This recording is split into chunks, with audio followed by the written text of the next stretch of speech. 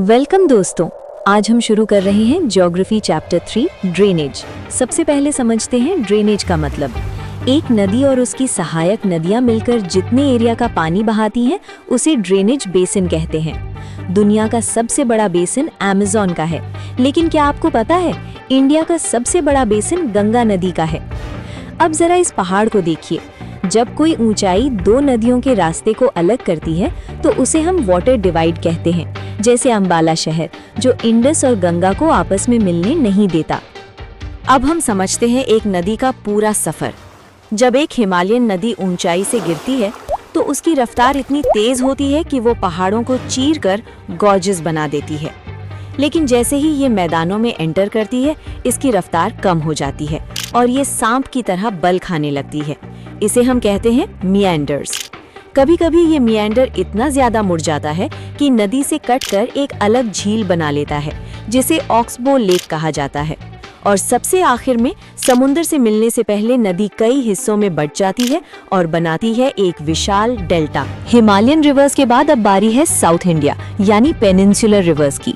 इनमें सबसे पहले आती हैं वेस्ट की तरफ बहने वाली नदियां जो अरेबियन सी में गिरती हैं।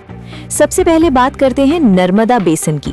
नर्मदा मध्य प्रदेश की अमरकंटक पहाड़ियों से निकलती है और जमीन के खिसकने से बनी एक गहरी रिफ्ट वैली में बहती है। जबलपुर के पास ये शानदार मार्बल रॉक्स के बीच से गुजरती है और धुआंधार फॉल्स जैसा खूबसूरत नजारा बनाती है। इसके बिल्कुल नीचे बहती है तापी नदी। तापी मध्य प्रदेश के बैतूल डिस्ट्रिक्ट में सतपुड़ा रेंजेस से निकलती है। ये नर्मदा के पैरेलल तो बहती है, लेकिन उससे काफी छोटी है। इसका रास्ता मध्य प्रदेश, महाराष्ट्र और गुजरात तक फैला हुआ है। वैसे क्या आपको पता है अरेबियन सी में गिरने वाली कुछ और छोटी नदियां भी हैं, जैसे साबरमती, माही, भारतपुजा और पेरियार। एक बात हमेशा याद रखिएगा, ये वेस्ट फ्लोइंग नदियां डेल्टा नहीं बनाती। पहाड़ और जमीन की ढाल नदियों के लिए एक नक्शा बनाते हैं। इन डिजाइन्स को हम कहते हैं ड्रेनेज पैटर्न्स। सबसे कॉमन है डेंड्रिटिक। जरा देखिए, ये बिल्कुल पेड़ की टहनियों जैसा दिखता है, जैसे हमारी गंगा नदी।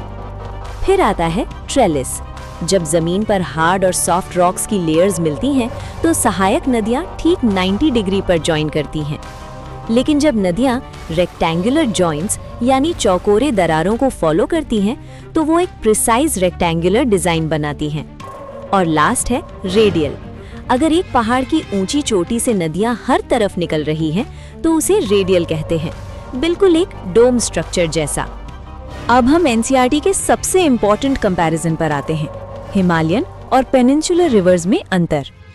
पहला बड़ा फर्क है इनकी प्रकृति यानी नेचर में। हिमालयन नदियां पेरेनियल हैं यानी सदाबहार। इन्हें बारिश के साथ साथ बर्फ पिघलने यानी ग्लेशियर से भी साल भर पानी मिलता है। लेकिन पेनिनसुलर नदियां सीजनल है।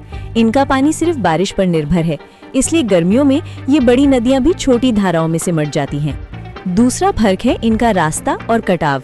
हिमालयन नदियां अभी यंग हैं। ये ऊंचे पहाड़ों से गिरती हैं और रास्ते में मिट्टी और पत्थर को काटकर गहरे गॉर्जेस और वी शेप्ड वैलीज बनाती हैं। वहीं पेनिनसुलर नदियां पुरानी हैं। इनका रास्ता छोटा और उथला यानी शैलो होता है और इनकी रफ्तार भी काफी धीमी होती है। और तीसरा पॉइंट, इन नदियों द्वारा बनाए गए आकार।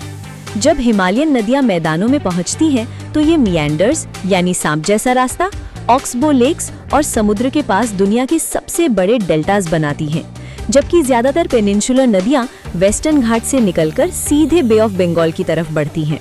तो अब जब आपका बेस क्लियर है तो चलिए एक एक करके इनके रिवर सिस्टम्स को एक्सप्लोर करते हैं। अब हम एंटर करते हैं एक विशाल और ऐतिहासिक नदी तंत्र में, द इंडस रिवर सिस्टम। इसका सफर तिब्बत में मानसरोवर झील के पास से शुरू होता है, जहां से ये वेस्ट की तरफ बहती है। इंडिया में ये लद्दाख से एंटर करती है और रास्ते में बनाती है एक बेहद खूबसूरत और गहरा गॉर्ज, मानो पहाड़ों को बीच से चीर दिया हो। कश्मीर की पहाड़ियों में जांस्कर, नुब्रा और श्योक जैसी नदियां इसमें मिलती हैं और फिर ये अटक के पास पहाड़ों से बाहर निकलकर मैदानों में आती है। लेकिन सबसे बड़ा मोड़ आता है पाकिस्तान के मिथनकोट में। यहाँ सतलुज, ब्यास, रावी, चिनाब और झेलम ये पांचों नदियां मिलकर इंडस को और भी विशाल बना देती हैं। दोस्तों, एक बहुत जरूरी फैक्ट याद रखिएगा, 1960 की इंडस वाटर ट्रीटी इस ट्रीटी की वजह से इंडिया इसके कुल पानी का सिर्फ 20% ही यूज कर सकता है, जो हमारे पंजाब और राजस्थान के खेतों में जाता है। अंत में ये 2900 किलोमीटर्स का सफर कराची के पास अरेबियन सी में खत्म होता है। अब बात करते हैं हिमालयन रिवर्स की तीसरी और सबसे अनोखी नदी की, द ब्रह्मपुत्रा। इसका उद्गम तिब्बत में मानसरोवर झील के पास से होता है, जहां इसे त्सांगपो कहते हैं। शुरुआत में ये नदी बिल्कुल साफ होती है क्योंकि तिब्बत एक कोल्ड और ड्राई एरिया है, लेकिन जैसे ही ये नामचा बरवा पहाड़ के पास पहुंचती है, ये एक शार्प यू टर्न लेती है। अरुणाचल प्रदेश में इसे दिहांग कहा जाता है, लेकिन आसाम तक पहुंचते पहुंचते दिबांग और लोहित जैसी नदियां इसे विशाल बना देती हैं। इंडिया में ये काफ़ी बारिश वाले इलाके से गुजरती है, इसलिए इसमें पानी और मिट्टी यानी सिल्ट बहुत ज़्यादा हो जाती है। यही वजह है कि ये आसाम में मजूली बनाती है, जो दुनिया का सबसे बड़ा रिवरीन आइलैंड है। लेकिन एक प्रॉब्लम भी है, ज़्यादा सिल्ट की वजह से इसका रिवर बेड यानी तल नीचे से ऊपर उठने लगता है, जिससे ये नदी बार बार अपना रास्ता बदलती है और हर साल आसाम में भयंकर फ्लड्स लाती है। अंत में ये बांग्लादेश में गंगा से मिलती है और विशाल मेघना बनकर समुद्र में समा जाती है। अब हम बात करेंगे इंडिया के सबसे विशाल ड्रेनेज बेसिन की, the Ganga river system. Ganga की शुरुआत होती है भागीरथी से, जो गंगोत्री ग्लेशियर से निकलती है, और जब ये उत्तराखंड के देवप्रयाग में अलकनंदा से मिलती है, तब बनती है हमारी गंगा। हरिद्वार वो जगह है जहाँ ये पहाड़ों को छोड़कर मैदानों में एंटर करती है। गंगा का परिवार बहुत बड़ा है। इसकी सबसे बड़ी सहायक नदी यमुना है, जो इसके पैरेलल बहती हुई प्रयागराज में इससे जा मिलती है।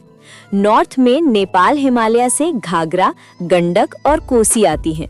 माना कि ये नदियां हर साल फ्लड्स लाती हैं, लेकिन ये अपने साथ लाए मिट्टी से पूरे नॉर्थ इंडिया को उपजाऊ यानी फर्टाइल भी बनाती हैं।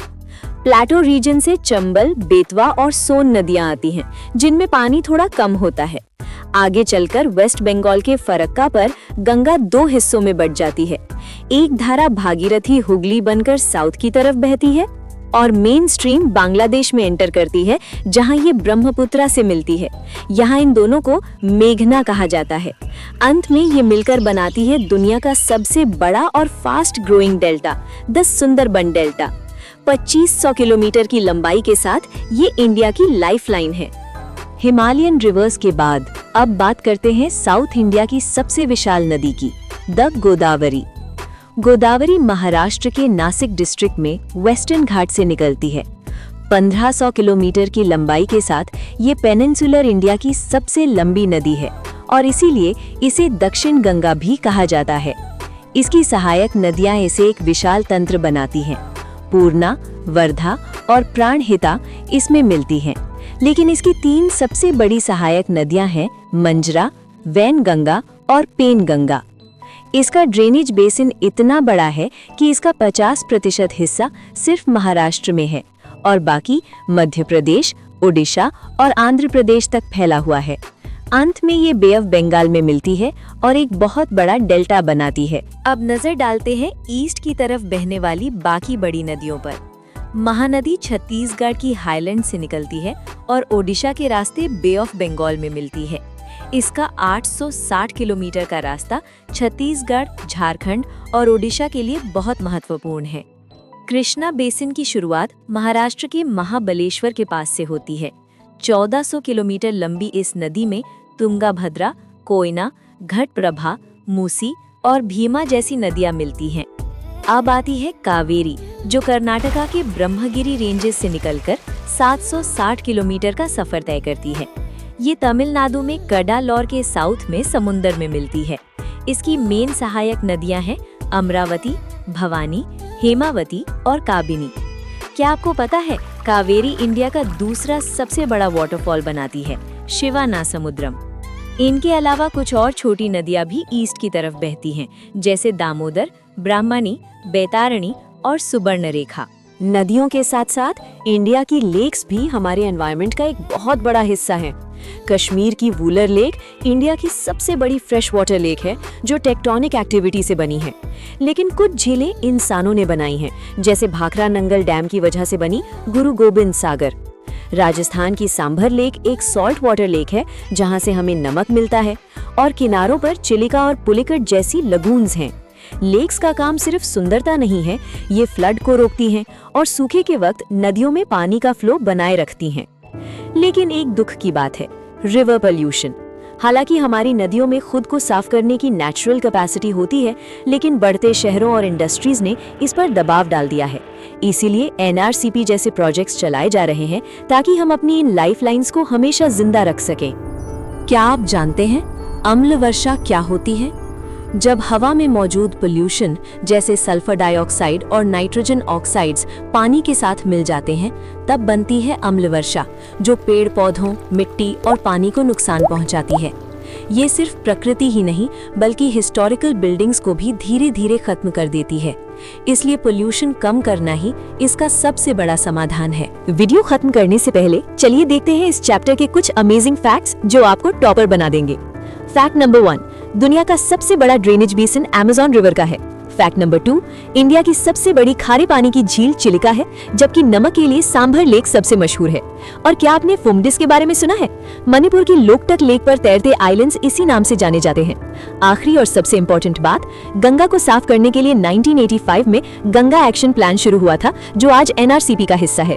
तो दोस्तों, ये था हमारा पूरा ड्रेनेज चैप्टर। अगले वीडियो में हम इंडिया के क्लाइमेट को समझेंगे। तब तक के लिए कीप लर्निंग और चैनल को लाइक, शेयर और सब्सक्राइब जरूर करें। Thank you.